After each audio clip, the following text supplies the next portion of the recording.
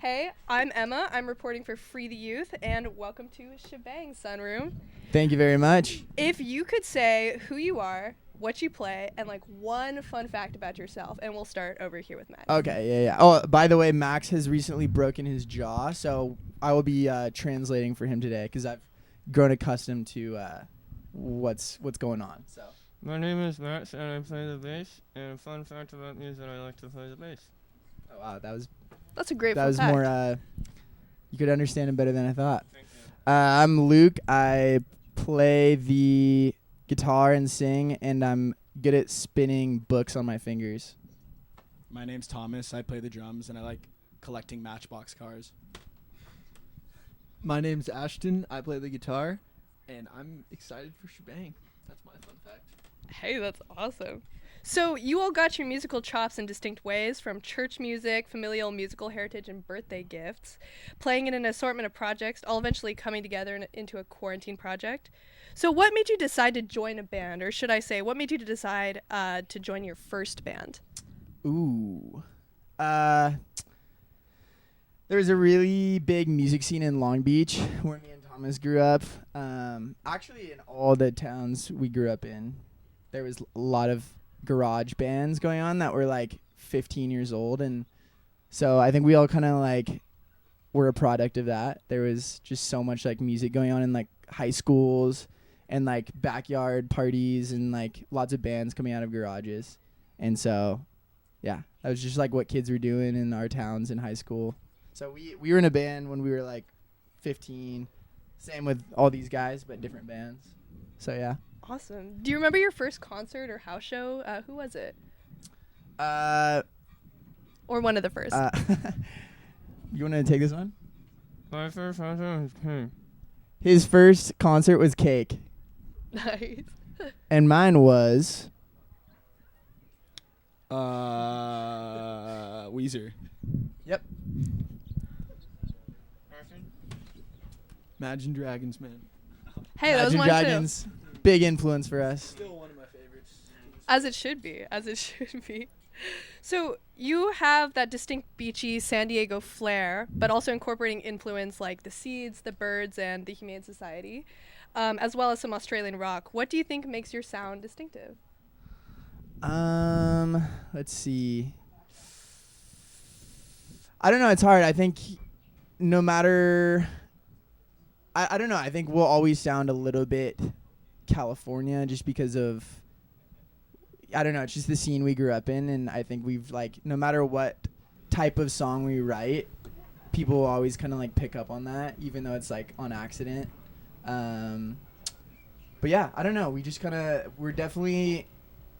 I think our number one influence is just like the garage rock scene in Southern California. Like, that's why we sound like the way we do. Absolutely. And you're influenced by different dialects of California, right? And so if you had to come up with a sunroom defining genre, a completely new genre, what would it be called? Hit me with a few adjectives. Maybe like Jason Mraz core. Maybe like dubstep. Maybe like sweaty rock. Sweat jazz. And awesome. And awesome. And awesome. I love it. So you recorded your first 4-song EP at Jazz Cat Studio in Long Beach, accompanied by a resident therapy chicken. What goes into creating your music, and what does your creative process look like? Rest in peace, Chickpea. Rest in peace, Chickpea, the chicken at Jazz Cats. Recently passed. We love her forever. Sorry, okay. The Chickpea thing got me off track. You asked about us. What goes into making the records? Yeah, what's your creative process look like? Recently we've been writing more on the road, which we didn't used to do. I think we've also toured with a lot of UK bands and Irish bands and just kind of like bands from like Scotland, Ireland, UK. And I think that's like rubbed off on us a lot. We kind of like opened up our musical palette, I guess, to like a lot of bands that, like the Stone Roses, for example. Like that's a band that's everyone, like all the musicians from the UK that we've met, that's like their favorite band and they all grew up on. I had like heard of them once, and now they're like one of our favorite bands and like an influence for us because we've just been touring with a lot of like UK artists and stuff. And so like, I don't know, yeah, like touring definitely changed the way we make music and what we're influenced by, and it's like kind of changing our sound a little bit, but we'll always, you know, have the core Southern California garage rock sound.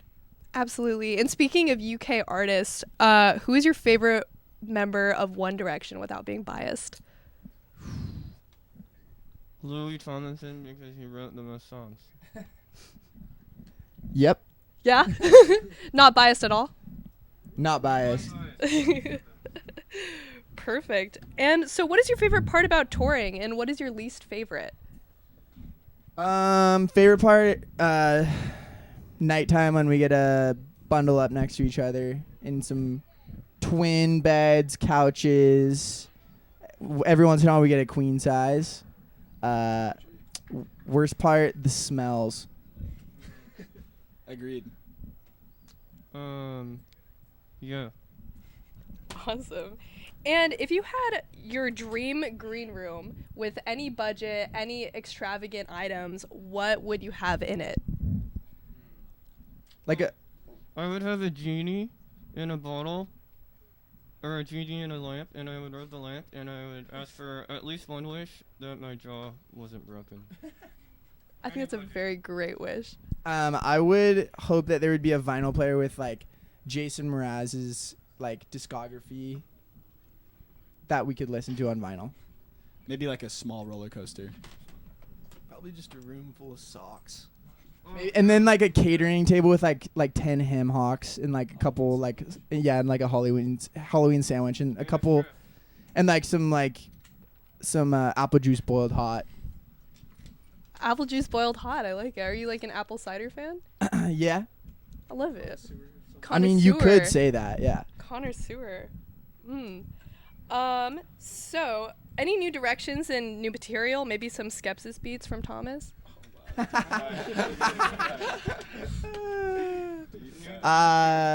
Yeah, we definitely have a lot of new music coming out. The music we've been writing is definitely my favorite music we've ever worked on. We made a shoegaze song. Yeah.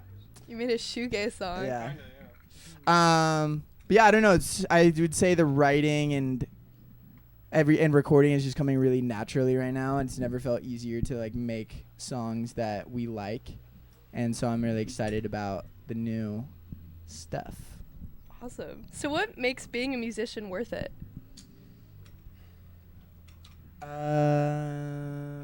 What's your favorite part? Anyone got it?